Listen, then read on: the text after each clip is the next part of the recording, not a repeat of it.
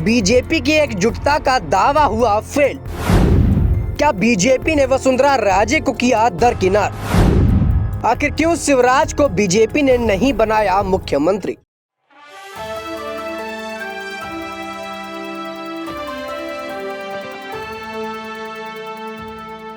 नमस्कार, आप देख रहे हैं नेक्स्ट 9 न्यूज पॉलिटिकल बाइट। मैं हूं आपके साथ आकाश त्रिवेदी। दर्शकों, आप सभी का बहुत बहुत स्वागत है हमारे खास प्रोग्राम चुनावी संग्राम। और इस चुनावी संग्राम के खास प्रोग्राम पर बात करेंगे भारतीय जनता पार्टी की। वो भारतीय जनता पार्टी जो देश के अंदर अपना वर्चस्व बनाना चाहती है, वो भारतीय जनता पार्टी जो राम मंदिर के नाम पर कहीं ना कहीं राजनीतिक रोटियां सेकने का काम कर रही है, जिसका आरोप विपक्षी पार्टी के तमाम नेता लगा रहे हैं। वो बीजेपी पार्टी जो अपने कई नेताओं को यहाँ पर नदारद कर रहे हैं और उसकी वजह से उनको कई खामियाजे यहाँ पर भुगतने को देखे जा सकते हैं। बता दें दर्शकों कि इस वक्त अगर राजस्थान की सियासत की बात की जाए तो वहां पर सियासत गर्माती हुई नजर आ रही है। बता दें कि जिस प्रकार से यहाँ पर वसुंधरा राजे को दरकिनार किया गया और वसुंधरा राजे लगातार अपनी पार्टी से दरकिनार होती हुई नजर आ रही हैं और वसुंधरा राजे को बीजेपी आला कमान कोई खास वैल्यू नहीं दे रहा है, अगर कहा जाए तो शायद गलत नहीं होगा, क्योंकि जब से विधानसभा चुनाव शुरुआत हुई तब से ही यहां पर वसुंधरा राजे को कहीं ना कहीं नदारद देखा गया बीजेपी पार्टी से। बीजेपी आला कमान ने वसुंधरा राजे को यहां पर कोई तो पद नहीं दिया, दूसरा वसुंधरा राजे को तवज्जो भी नहीं दिया जो शायद वो अपनी पार्टी से कहीं ना कहीं डिजर्व करती थी।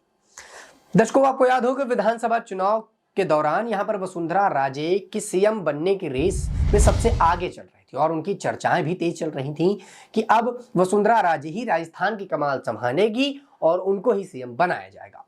लेकिन यहां पर विधानसभा चुनाव के दौरान ये बातें रहीं। विधानसभा चुनाव के दौरान यहां पर वसुंधरा राजे को कई बार टिकट से नदारद देखा गया। उनको लिस्ट के ऊपर लिस्ट जारी होने लगी और टिकट नहीं दिए जाने की बातों को लेकर हंगामा हुआ था, जिस पर वसुंधरा राजे के समर्थकों ने बताया था कि वसुंधरा राजे को अगर बीजेपी टिकट नहीं देती है तो ये बीजेपी के लिए नुकसानदेह हो सकता है, क्योंकि वसुंधरा राजे के पास एक बड़ा वोट बैंक है जो वह बीजेपी के खाते में ला सकती है।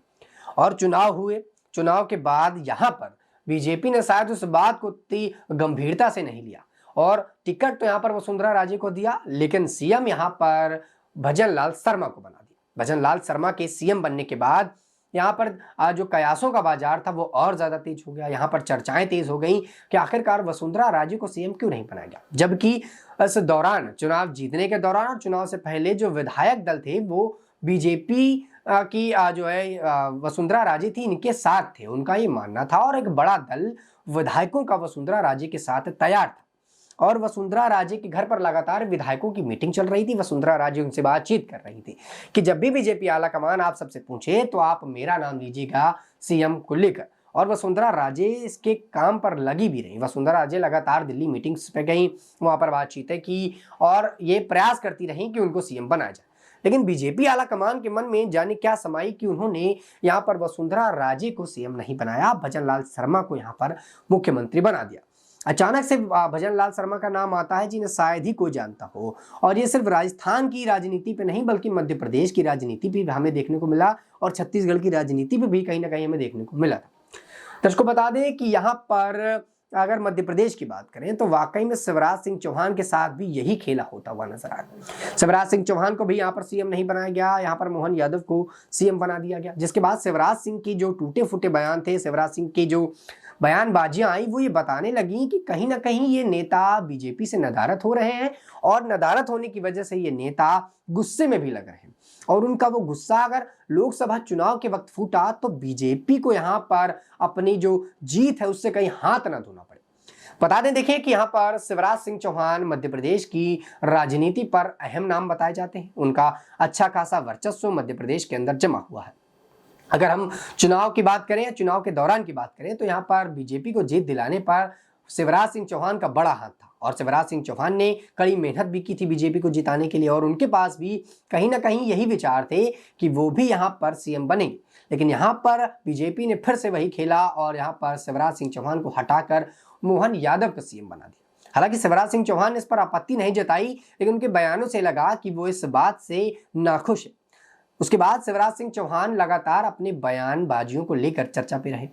कभी वो बयान देते रहे कि मामा जाएगा तो बड़ा याद आएगा, फिर उनका यह बयान आया कि मैं कहीं नहीं गया, मैं यहीं पर हूं, जो उन्होंने जनता के बीच दिया।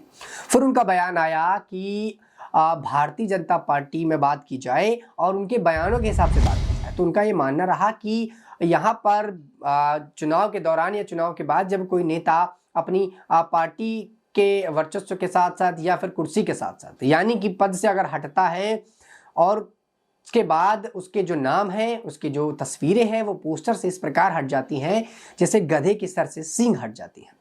और उसके बाद शिवराज सिंह चौहान का ताजा बयान आया कि मैं पार्टी के साथ हूं लेकिन मैं रिजेक्टेड नहीं हूं, मैं मुख्यमंत्री पूर्व का हूं लेकिन मैं रिजेक्टेड नहीं।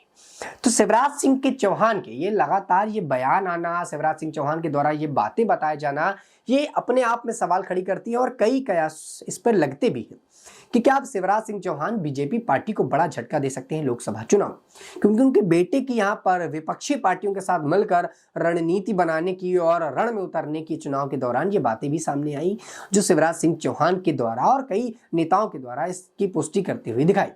यहाँ पर शिवराज सिंह चौहान के बेटे यहाँ पर चुनाव मैदान पर उतरे, लेकिन उससे कयास का बाजार तेज हुआ कि ये बीजेपी के विरोध में उतरे। हालांकि इस पर अभी तक शिवराज सिंह चौहान ने अपनी पुष्टि नहीं पूरी तरह से नहीं की और ना ही ये अभी तक पुख्ता सबूतों के साथ या पुख्ता बयानों के साथ सिद्ध हुआ है कि वो बीजेपी के खिलाफ ही आने वाली है। लेकिन यहाँ पर जिस प्रकार से उन्होंने राजनीति पर एंट्री की वो कई अपने आप में सवाल खड़े करता है। लेकिन अब दर्शकों सवाल ये भी खड़े होते हैं कि क्या अब वसुंधरा राजे को यहाँ पर नदारद कर दिया जाएगा, क्योंकि वसुंधरा राजे को अब यहाँ पर लगातार देखा जाए तो मीटिंग्स पर नहीं बुलाया जा रहा। रायपुर की मीटिंग होती है और रायपुर की मीटिंग में वसुंधरा राजे को यहाँ पर कहीं ना कहीं अनदेखा देखा जाता है, जिससे सवाल खड़े होते हैं।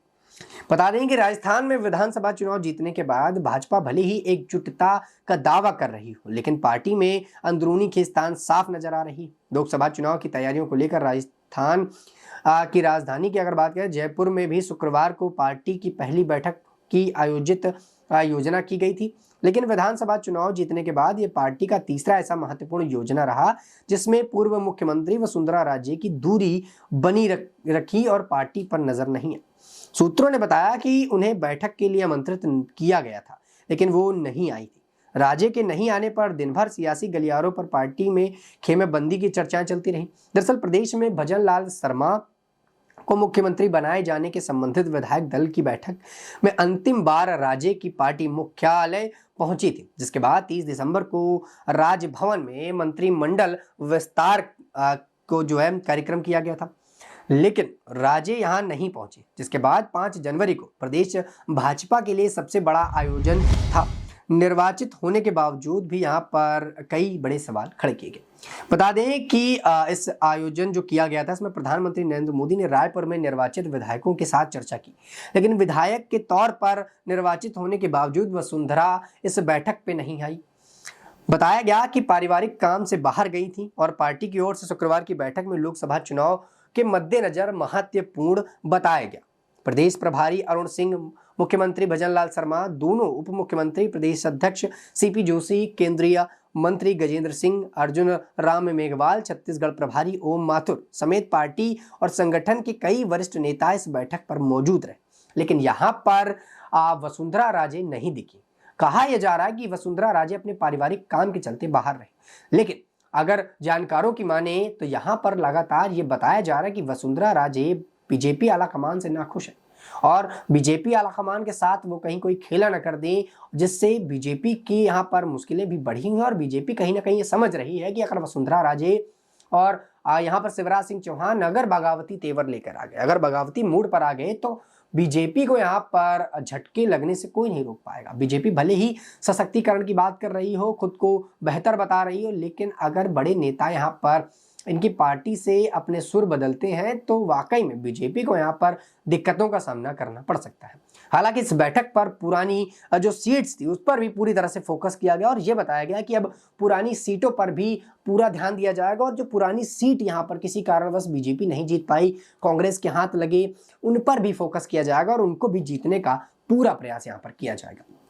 बता दें कि शुक्रवार की बैठक में पार्टी नेताओं ने प्रदेश की सभी 25 सीटों पर जीत के लिए मंथन किया। खास तौर पर उन सीटों पर फोकस किया जिन पर विधानसभा चुनाव में पार्टी को हार का सामना करना पड़ा।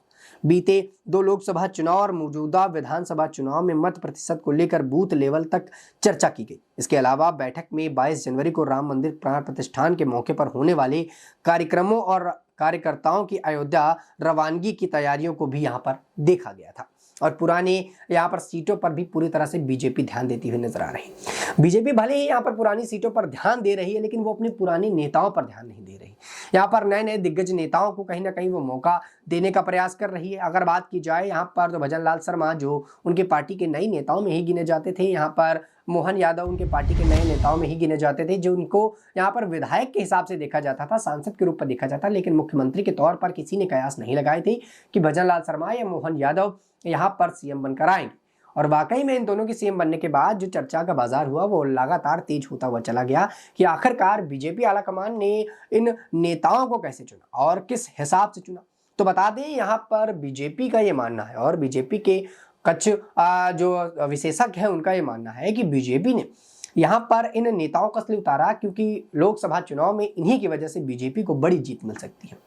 क्योंकि मोहन यादव समाज से आते हैं, यादव जाति से आते हैं और बिहार उत्तर प्रदेश में यादव का वोट बैंक बड़ा है और यादव वोट बैंक अपनी तरफ करना मतलब बीजेपी की जीत की कई दरवाजे खुलने जैसा है। और यही काम यहाँ पर कांग्रेस पार्टी भी कर रही है, लेकिन कांग्रेस पार्टी के पास वो शायद दिग्गज नेता नहीं है जो उत्तर प्रदेश या बिहार से कहीं ना कहीं वोट बटोर सके। हालांकि प्रयास दोनों तरफ से जारी है। अखिलेश यादव उत्तर प्रदेश में यादव वोट बैंक लाने का काम कर रहे हैं, तो वहीं बिहार में नीतीश कुमार, लालू यादव, तेजस्वी यादव यहाँ पर वो वोट अपनी ओर खींचने का प्रयास कर रहे हैं। लेकिन चर्चा का बाजार इसी बात पर तेज है कि वसुंधरा राजे और शिवराज सिंह चौहान यहाँ पर बगावती सुर दिखा सकते हैं, क्योंकि ये दोनों नेता को बीजेपी नदारद कर रही है, अनदेखा कर रही है। इनके बयान, इनके द्वारा बोले गए बातों और बयानों से लग रहा है कि कहीं ना कहीं ये अगर विधानसभा चुनाव से पहले थोड़ा सा माफ कीजिएगा यहाँ पर लोकसभा चुनाव से पहले थोड़ा सा भी अपना रुख दाएं बाएं करते हैं तो बीजेपी की मुश्किलें यहाँ पर बढ़ सकती हैं।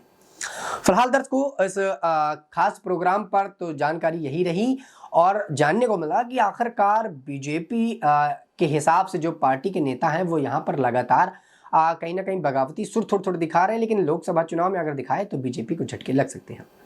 इस पूरे मुद्दे पर दर्शकों आप अपनी क्या राय रखते हैं नीचे कमेंट सेक्शन में बताइएगा। और आपको क्या लगता है कि आखिरकार क्या सचमुच शिवराज यहाँ पर बीजेपी को झटका दे सकते हैं? क्या वसुंधरा राजे यहाँ पर बीजेपी को झटका दे सकती हैं? और क्या ये दोनों नेता कांग्रेस में जा सकते हैं? क्योंकि अगर ये दोनों नेता कांग्रेस में गए तो कांग्रेस की जीत की उम्मीदें का जो प्रतिशत है वो और ज्यादा बढ़ जाएगा। अब ऐसे में क्या ये सचमुच होता हुआ नजर आता है या फिर नहीं? आप अपनी राय नीचे कमेंट सेक्शन में हमें जरूर दीजिएगा। फिलहाल के लिए इतना ही। देश दुनिया की तमाम खबरों से जुड़े रहने के लिए आप देखते रहिए नेक्स्ट 9 न्यूज़ पॉलिटिकल बाइट।